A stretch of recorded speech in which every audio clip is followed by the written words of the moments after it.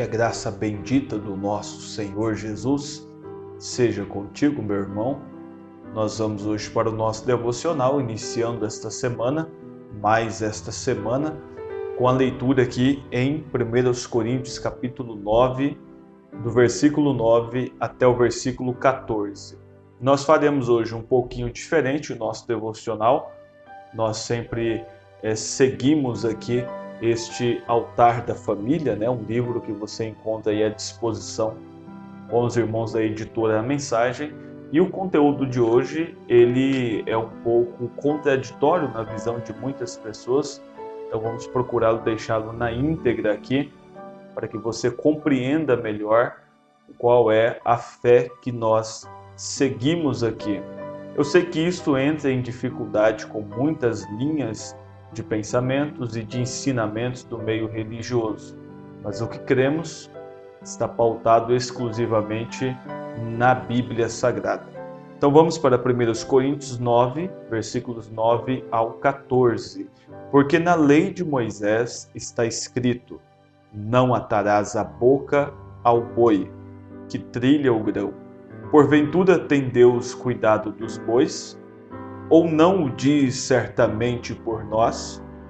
Certamente que por nós está escrito: porque o que lavra deve lavrar com esperança, e o que debulha deve debulhar com esperança de ser participante. Se nós vos semeamos as coisas espirituais, será muito que de vós recolhamos as carnais?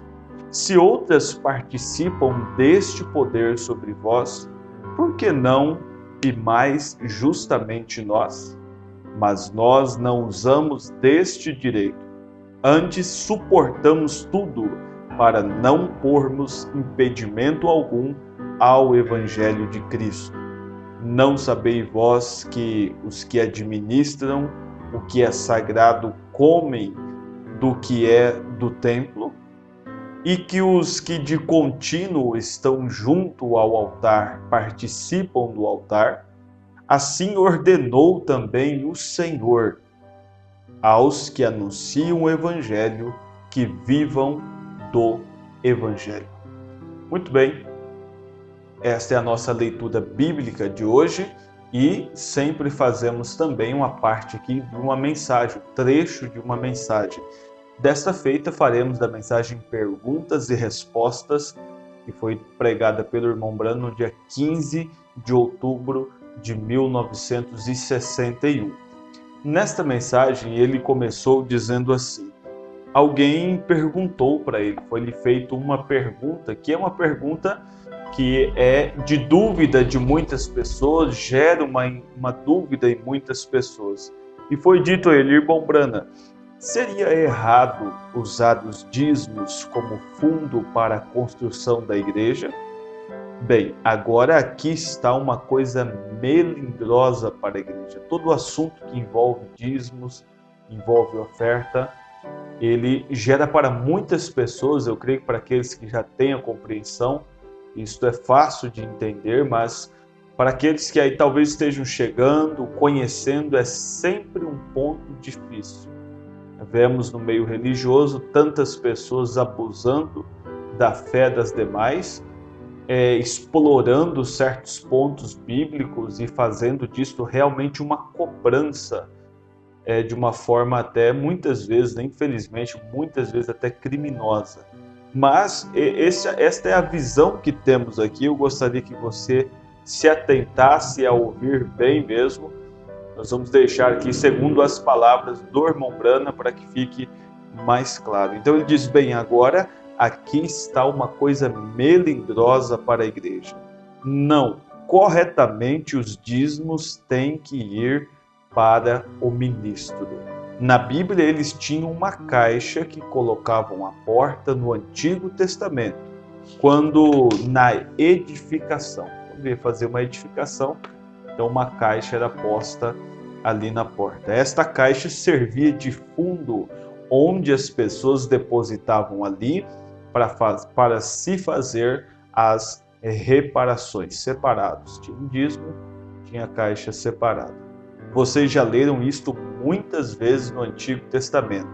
Era para manter as construções e coisas assim. Para todos os reparos no edifício era tirado daquele fundo, mas todos os dízimos iam para seus sacerdotes, seus pastores. Sim, os dízimos não vão para nada mais. Conheço pessoas que pegam seus dízimos e os dão para uma viúva, e isto é errado. Se você tem qualquer coisa para dar à viúva, dê a ela, mas não lhe dê o dinheiro de Deus. Em primeiro lugar, ele não é seu, ele é de Deus. Se você me manda até a cidade para comprar um pão e você me dá 25 centavos para comprar pão, e eu encontro alguém na rua pedindo algo e então lhe dou os 25 centavos, entendem? Eu estaria dando-lhe o seu dinheiro. Se me pedissem algo, o pagaria neste bolso e lhes daria do meu dinheiro. Porém, este é o seu dinheiro. É 1/10, e 1/10 dele é do Senhor. E Levi, o sacerdote, podia viver daquele 10º.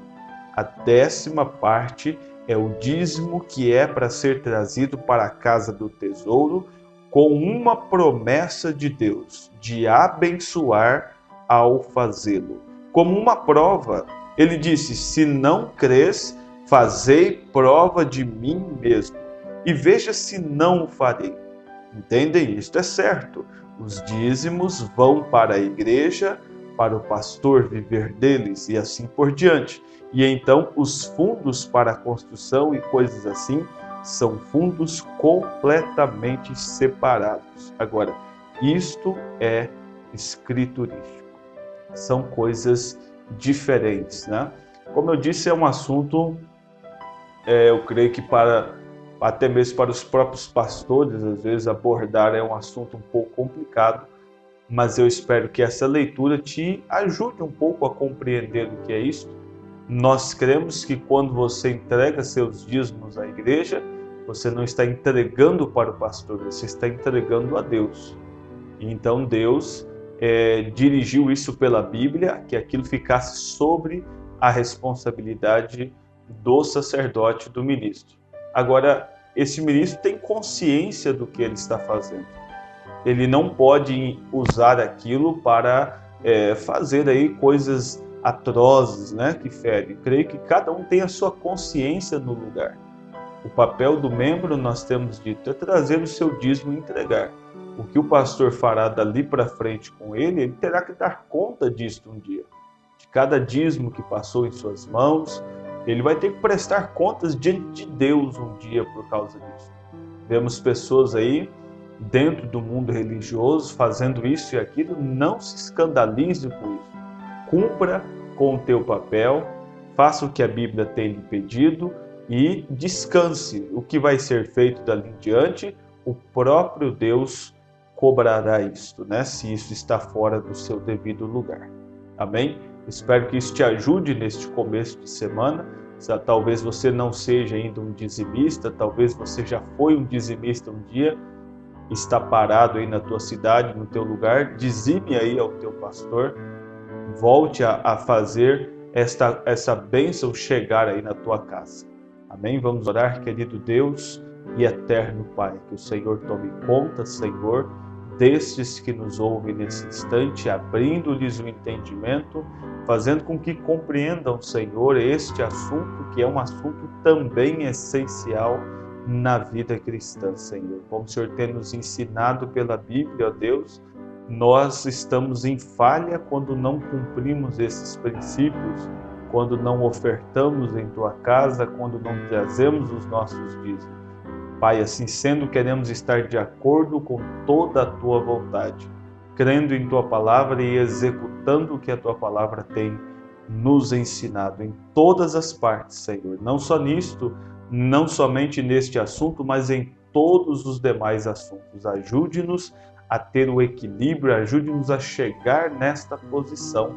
Que esta semana seja assim para nós, uma semana de aproximação a Ti, uma semana de melhora, Senhor, uma semana de crescimento espiritual.